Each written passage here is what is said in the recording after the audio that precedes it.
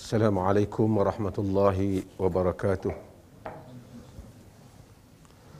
Alhamdulillah wassalatu wassalamu ala Rasulillah wa ba'd. Menghadap kepada Duli Yang Maha Mulia Tuanku Raja, Duli Yang Maha Mulia Tuanku Raja Perempuan, menghadap kepada Duli Yang Teramat Mulia Tuanku Raja Muda, dan Duli Yang Teramat Mulia Tuanku Raja Puan Muda, patut memohon perkenan daripada duli-duli tuanku untuk menyampaikan tazkirah ringkas. Div-div yang kehormat, hadirin dan hadirat yang dirahmati Allah. Alhamdulillah, kita pada hari ini hari yang keberapa? Puasa? Malam 10 Malam 11 Malam yang ke-11. Saya tadi masa nak naik tangga ni jumpa dengan cakap dengan Profesor Muharif. Dia bawa baju sejuk. Dia pakai baju sejuk. Kata sejuk. Dia buat tangan dia kecut dengan dia. Syarat-syarat sah tua. Saya bila dengar Profesor Muharif kata, saya ingat satu hal, apa yang Allah Ta'ala sebut dalam Al-Quran. وَمَنْ نُعَمِّرْهُ نُنَكِّسُ فِي الْخَلْقِ أَفَلَا يَعْقِلُونَ. Siapa yang kami panjangkan umurnya, kami balikkan kejadiannya. Tidakkah mereka berakal? Maksudnya, Allah jadikan kita ni, bila bertambah tua, dia macam nak patah balik macam budak-budak. Di sudut banyak benda. Keupayaan kita, kesihatan kita. Dulu kita lari laju lah perlahan. Dulu budak-budak cepat jatuh, kita pun cepat nak jatuh. Segala penyakit hak dulu lama dia mai balik. Dan benda yang kita dulu boleh makan, kembali tak boleh makan balik. Dan banyak hal-hal yang Tuhan balikkan manusia di dalam penciptaan dia apabila kita dah tua. Dan ini akan dialami. Saya sendiri pun nak masuk 50 ni, dah tahu dah apa benda yang dulu sedap lah korang sedap. Dulu laju lah dah tak laju. Rahmat Allah Azza wa Jal di dalam penciptaan, supaya kita sentiasa ingat bahawasanya kita sebenarnya sedang menuju ke tempat lain. Satu tempat yang kita duduk dengan selesa, apabila kita beransur tidak selesa, kita pun akan rasa nak pindah ke tempat yang lebih selesa. Hatta dalam kehidupan perjawatan kita, sebahagian dah pencin di sini.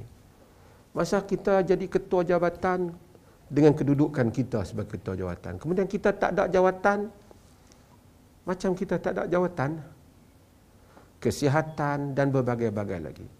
Ini adalah reminder. Allah Ta'ala jadikan peringatan untuk kita semua. Every day, setiap hari. Supaya kita tahu, awak bukan nak duduk di sini ni, nak pindah ni. Hari demi hari. Kerana kita, seperti mana kata Hasan Al-Basri, adalah bilah-bilah hari. Kita datang dan pergi. Sebahagian daripada usia kita pergi, sebenarnya kita juga beransur untuk pergi.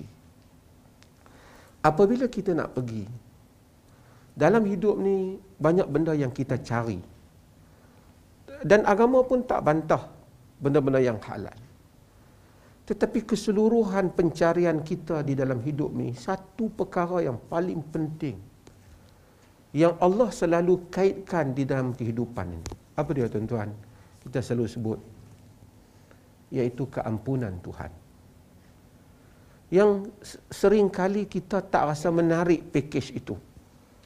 Bila kita tak tahun hari puasa, kita dengar orang baca hadis. Man sama Ramadan imanan wa ihtisaba, ghufira lahu ma taqaddama min dhanbi. Siapa yang puasa Ramadan dengan iman dan harapkan pahala, Tuhan ampunkan dosa-dosa dia yang terdahulu. Tidak begitu menarik pakej tu. Kerana kita tak rasa pentingnya keampunan itu dalam hidup. Padahal itulah keseluruhan pencarian kita. Apabila kita hidupkan malam ni, dan nanti kita solat lagi, balik kita tahajud, kita solat lagi malam. Nabi kata apa? Man qama Ramadan imanan wa ihtisaba ghufira lahu ma taqaddama min dhanbi. Siapa yang mendirikan Ramadan, yakni salat pada bulan Ramadan, iman dan mengharapkan pahala, diampunkan dosa dia yang terdahulu. Kalau kita baca pun orang dengar, okey. Padahal keseluruhan hidup ni, kalau kita tak dapat apa pun bila mati, satu benda pun tak ada kat kita, tapi ada keampunan Tuhan untuk kita, ia sudah cukup bermakna daripada segala-galanya. Harta akan kita tinggalkan, pangkat akan kita tinggalkan, kedudukan dan pujian akan kita tinggalkan. Dunia hari ini kita lebih pantas kita ada. Tuan-tuan tengok dunia teknologi.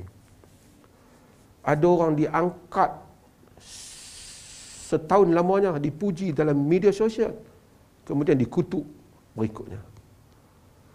Berbolak-balik dunia ini. Kita juga macam tu. Pada hari kita ada kedudukan, kita buat kerja, orang puji, orang tahniah kita sebulan. Kemudian datang orang lain, orang lupa kita. Yang hanya tidak lupa pada amalan kita ialah Allah Azza wa Jalla. Apabila kita pergi meninggalkan dunia ini, pada hari kita pergi mungkin orang menyebut tentang kita, besok dia sebut, lusa dia sebut, minggu depan dia sebut sikit, sebulan dia pun lupa. Bukan saja dia lupa, anak kita lupa, isteri kita lupa. Telah banyak kerja yang kita buat di dunia ini yang kita cari. Tapi apabila kita mati, kita tak tanya semua tu. Kita tanya, adakah bagi aku keampunan di sisi Tuhan? Itulah segala-galanya pencarian dalam hidup ni. Kau mufti kah? Kau syekh besar kah? Kau siapakah?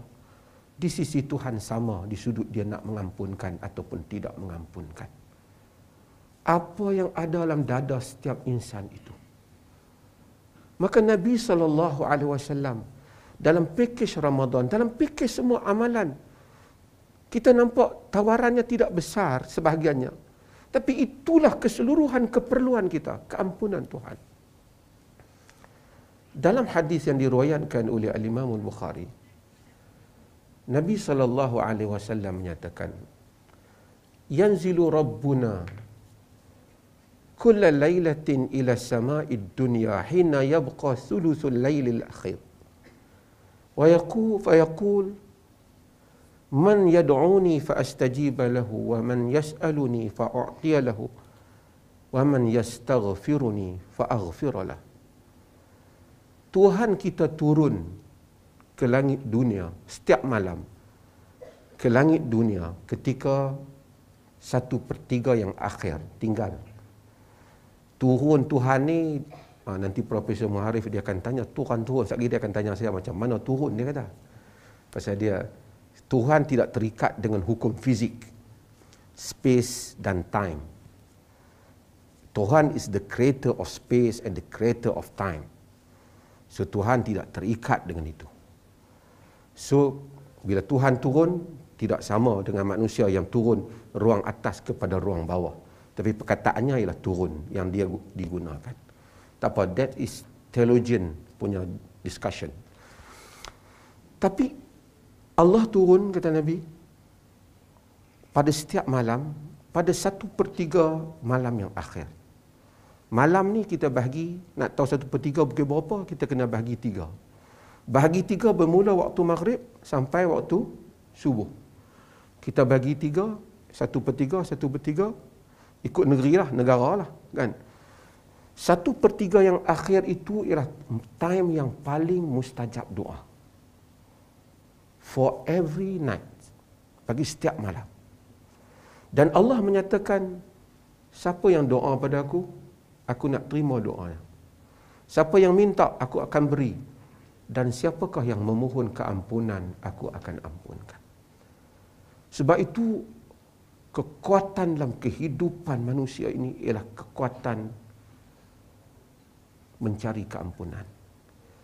Untuk memburu keampunan itu, hamba Allah bangun hatta di tengah malam berpuasa kerana mencari keampunan. Tuan-tuan yang dirahmati Allah, Allah ini seperti mana saya sebut di sini banyak, Allah ni salah satu namanya ialah As-Salam, sejahtera. Kita tidak akan berdamai dalam kehidupan ini dengan diri kita dan alam, melainkan kita berdamai dengan As-Salam. Apabila Allah murka pada kita, semua hamba Allah buat dosa. Dosa semua orang buat. Tapi beza antara anak Adam dan syaitan, apabila dia buat dosa, dia challenge Tuhan. Kau ciptakan dia daripada tanah, aku daripada api, aku tak patut. Dia challenge. Adam mohon keampunan, kita bagi azan lalu.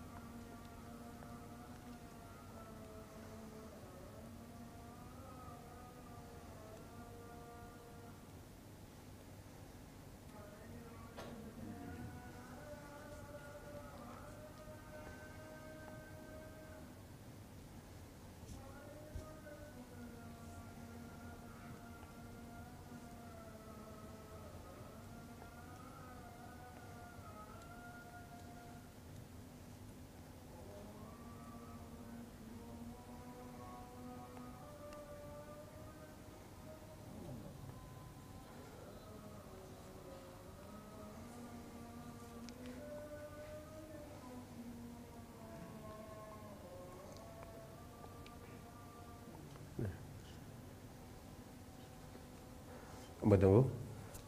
Sikit ke? Berapa minit nak habiskan ayat tadi. Dalam kehidupan ini, manusia ada buat salah.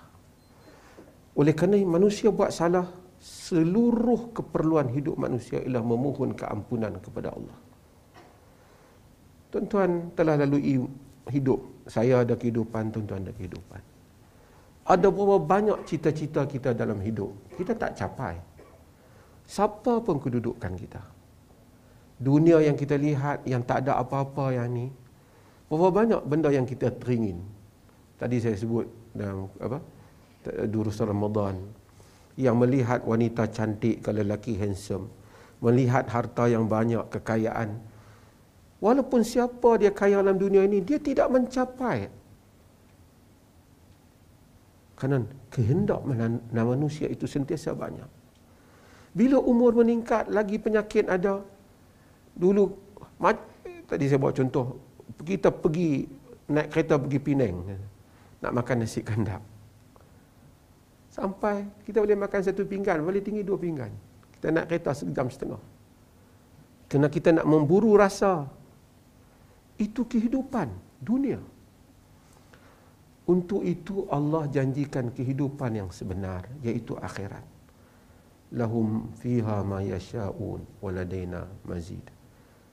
Mereka ada hak dalam syurga tu, apa saja yang kamu nak, kami sediakan lebih daripada tu lagi. Sehingga hamba dia duduk dalam syurga, dia terbayang segala yang ada dalam dunia tu, Dia bercita-cita dan Allah tambah lebih daripada apa yang dicita-cita. Bagi maksud itulah tak dapatlah masuk ke syurga itu melainkan dengan memperolehi keampunan di sisinya. Kalau dia kata kalau tak ampun hampa tak masuk syurga, hampa duduk di luar, boleh berkira lagi. Tapi kalau tak masuk syurga, manusia masuk neraka. Dan itulah yang menjadi tajuk yang menggusarkan semua para sahabat Nabi dan orang-orang saleh. Tapi dia tak menggusarkan saya, pasal saya bukan orang saleh. Mungkin juga tidak menggusarkan tuan-tuan, sebahagian tuan-tuan, kalau kita bukan orang saleh. Lalu hidup kita, seluruh pertarungan kita, kita bertarung kadang-kadang untuk kesenangan 3 tahun, 2 tahun, 4 tahun. Kita tidak bertarung untuk keampunan Tuhan. Dan pertarungan untuk keampunan Tuhan ini tidak berakhir sehinggalah nyawa kita diambil oleh Allah dan kita kembali kepadanya. Bila kita kembali padanya, saya sehari dua ni ayah saya hospital, maklum pada saya kata critical. Dia suruh standby. Bila saya tengok ayah saya teringat kehidupan ni betul-betul. Insan apabila dia kembali di hidup dalam dunia ni, ramai orang susah. Macam mana kita susah pun, apa yang masuk penjara dah masuk hukuman dalam penjara, hukum tak boleh keluar pun, tetap lagi boleh kita bersembang dengan dia, cari tulis surat pohon kemaafan, once nyawa Tuhan ambil, apa saja yang ada di dunia ini daripada pangkat, kedudukan, harta, kehebatan, nama, sebutan, tidak memberi apa-apa makna. Hanya keampunan Tuhan saja. Maka dengan itu kita tahu betapa besarnya, terutama waktu Ramadan ini, kerana ta'ashad man adrakahu Ramadan walam yughfar lahu. Celaka hamba yang memasuki Ramadan, dia tidak diampunkan oleh Tuhan. Maka mudah-mudahan Tuhan ampun kita. Dalam salat kita, dalam puasa kita, dalam baca Quran kita, dalam tahajud kita. Seluruh dunia ni kita boleh bersengketa dengannya. Tapi kita mesti berdamai dengan Tuhan. Itulah rahsia kedamaian insan dalam kehidupan. Dan itulah makna untuk kita hidup dan mengakhiri hidup di dunia ini. Sebab itu Nabi tawarkan, siapa puasa Ramadan, siapa hidupkan Ramadan, malam Ramadan, Tuhan ampun dia. Mudah-mudahan kita salat dengan salat yang baik dan menghidupkan bulan Ramadan dengan amalan-amalan yang baik, insya-Allah. Terima kasih banyak, menjunjung kasih Tuanku di atas berkenan untuk Patik menyampaikan tazkirah ringkas ini. Sekian, wassalamualaikum warahmatullahi wabarakatuh.